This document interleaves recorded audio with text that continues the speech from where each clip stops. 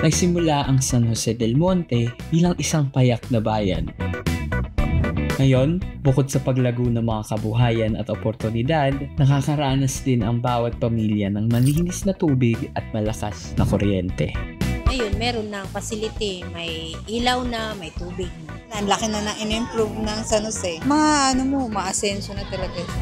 Nakakarating sa iba't ibang lugar sa lungsod gamit ang mga maayos na kalsada. Overall goods. Ganda kasi yung mga daan. Yung mga kalsada, mga maayos. Sa tulong ng mga pinaayos na daan, mas madali nang makarating sa mga gusto mong puntahan. Malapit kami sa school. Kasi malapit tayo sa lahat eh. Sa school, sa church, sa hospital, sa malls. Kagaya po ng SS, PhilHealth, ganyan. Meron po tayo sa malalapit na po. Ito ang lungsod ng San Jose del Monte, kung saan ang pag-asenso ay nakatutok sa komunidad.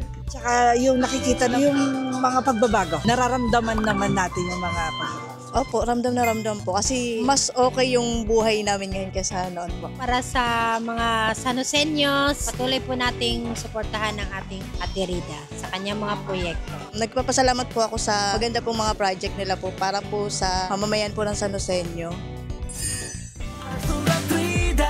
San Joseño.